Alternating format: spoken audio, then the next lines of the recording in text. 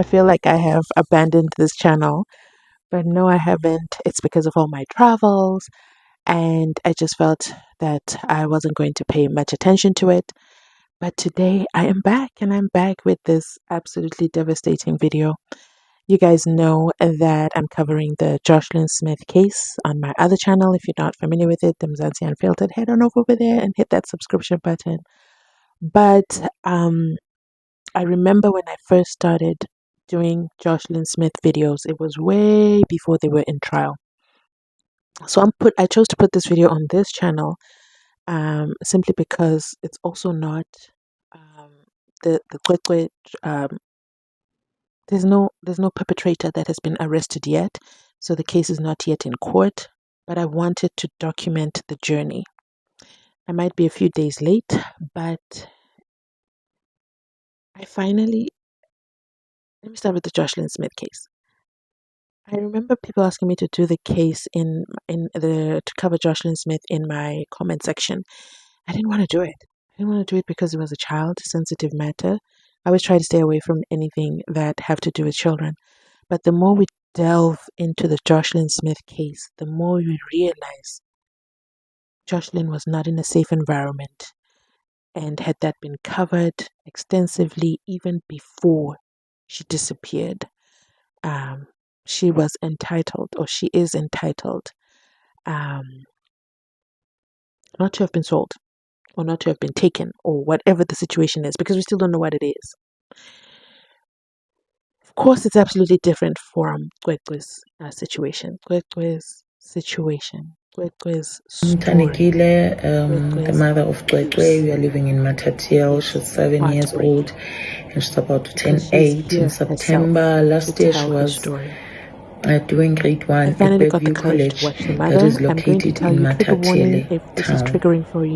Last year on the 14th of October, I arrived home late because I'm the first to leave home and I'm the last to come back, hence I'm working out of town. And typically, so when I came back and my husband was complaining about Cwecwe because she came back late from school on the day and Malume, the transport guy, delayed to go and fetch them from school.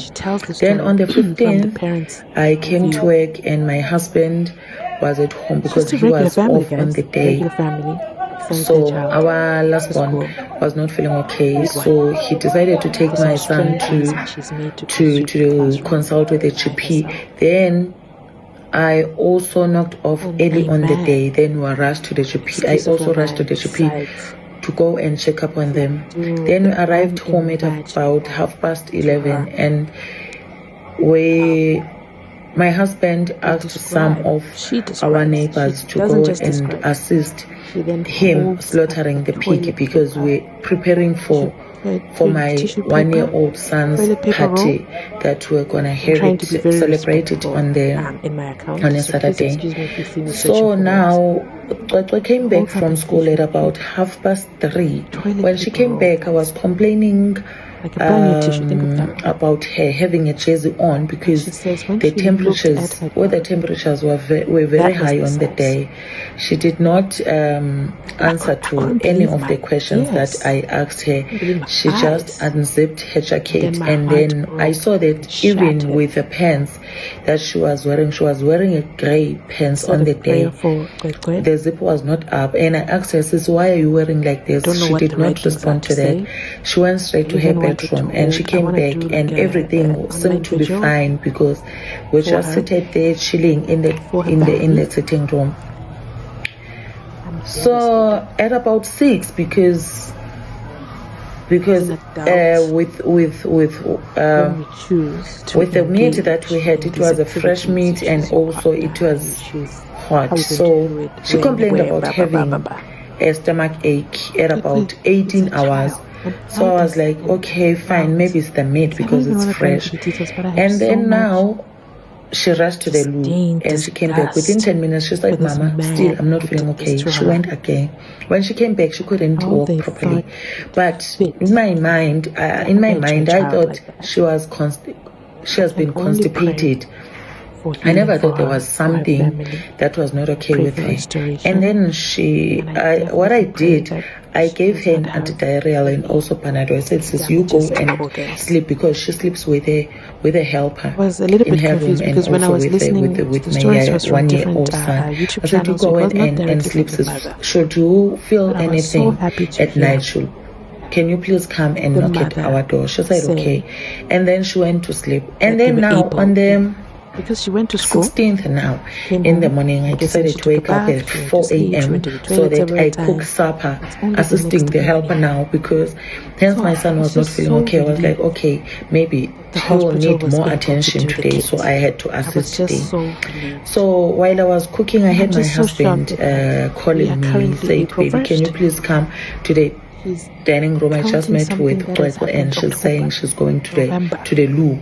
I asked her, what is happening? She said, Mama, I couldn't sleep at night. I woke up three times because my bums are very painful. I said, oh, okay, no, it's fine. I used the torch, the torch on my phone because there was a load shedding. I said, okay, you come this side so that I'll be able to check your bums. And she came. I asked her to kneel on her bed because I wanted to check her bums. And then what I discovered is something that it will never erase on my eyes. The anus was not tight, and the size of the anus was of the size of a tissue, like this. Those are the thoughts I wanted to share. This one. And I wanted to say, this is what happened. Still, rape stuff or whatsoever, it never came into my mind. I asked my husband to come and see, because I don't know what is happening with the child now, because she's in pain and she's crying. And I can see poop from far, but still she says it doesn't want to come out. And then I decided to take her to the GP. That's where it was discovered that the child has been raped, because even the doctor checked, even with her private part, like the one in front. She said, no, there are injuries here, and they are fluids with the GP now. So we referred to a psychologist and also to go and see and report the case to the police. And then we went to the psychologist. Unfortunately, on the day, they said no, she booked an appointment. So we had to drive straight to the police station. While I was driving to the police station, I was like, okay, let me just pass by the school so that I tell maybe the class teacher that my daughter is not fine and she's been raped. So now I went to the school. I rang the bell at the gate. At least the clerk came out. I don't know if the clerk or secretary, but the lady came out, and I told her that no, we are facing such an incident back at home. The child is here in the car. She cannot walk because she couldn't walk at the time. Now, so we went straight to the police to report the incident. We attended and we were escorted to Tuzela now, to the hospital. And the child was questioned by the social worker on what happened. And the day that we focused on, it was on a Tuesday, the 15th now, not the 14th, when she came back late from school. And when she was like telling everything that happened on the day. Until then, she was attended also by the doctor at Tutuzela, and then semen samples were collected from her. And then I asked the doctor about the walks. And then now DNA samples were collected, and we went home. When we arrived home, she was fast asleep. And then at 8, because we decided to give her the prep at 8. So by 8 p.m., Dad woke her up, and I had a jug of water, my hand in the glass. So at the time she was crying. She said, Mama, I want to get into this jug of water so that I'll get better. So I said to my husband, no, this is not normal now, because I can tell this thing is affecting her psychologically. So we decided to drive to one of the hospitals in Potchefstroom, and we arrived in Potchefstroom at about 25 minutes past 12 midnight. Now we're on the 17th of October. Mind you, I'm pregnant at the time, And when we arrived, we had to explain to the staff that we're having this incident, even though we are aware that some private hospitals, they don't attend to rape cases, but we had to plead. At least now we're allowed to get there, and then we got admitted. Now we are admitted, and at about 8, because my husband was sleeping on the car and I was sleeping in the ward with the child, and I called my husband. I asked her to come inside the ward because I needed to go and freshen up. So he came. When I was done, I overheard the conversation because I wanted to go and join them. Overheard the conversation, and my husband was asking my daughter, Sisi, you came late on Monday, on the 14th. What happened? And my daughter did explain that, yes, they came late because Malume fetched them late on a Monday. By the time they were waiting for Malume, which is the transport Malume now, Malume, which is the caretaker, sent them to classrooms to go and sweep the classrooms. And the lady was like, oh, okay. And then, who did you sweep with? She said, no, I was sweeping by myself. And by the time I was sweeping the floor, I got tired. I don't know what made me tired. I got tired. I don't know what happened after. Until then, I had Malume calling me, which is the caretaker now. I had Malume calling me saying that the transport has arrived. Then I came back home. Oh, okay, fine. Now, I had to call the police because we've opened the case. I had to call the police as to say, no, we've got new information now because, remember, when we opened the case, our focus was on a Tuesday, yes, the 15th. We did not even look on what happened on Monday when she came back late from school. And then what I did, I went to the ward, I grabbed my phone, and then I went back to the bathroom. I called Malume, transport Malume now. I said, Malume, what happened on Monday? Why you came back late with the kids? He said, no, sister, I wasn't around. So I asked one of my colleagues, because we are driving the taxis of the same owner. So I asked him to go and fetch my kids from those schools like Bergview College.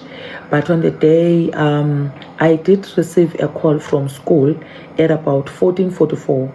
So it was 16 minutes to 3, but the school was over by 1400. So I did receive a call. I said, oh, okay, fine. But I was never called as a parent, because normally they call us as the parents and we are the ones that calls Malume. But on the day, unfortunately, they did not.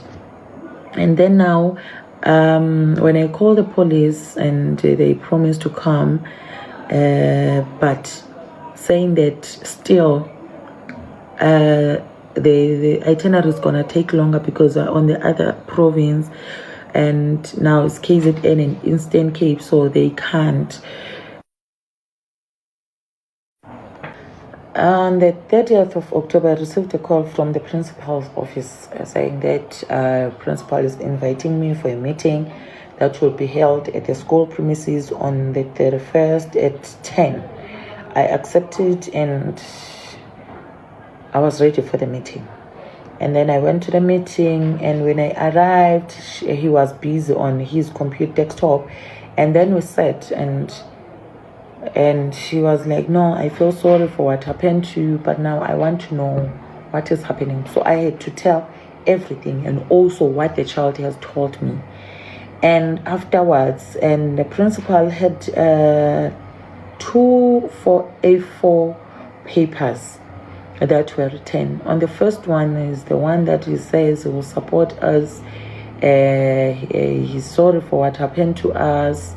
If we need any assistance, we can come forward, he will assist, and all the stuff. On the second page is the one that started to be a problem with me as a parent, because with the points that he listed in there, it's a reputation of the school, because he kept on complaining about the rumors that were circulating, that are circulating.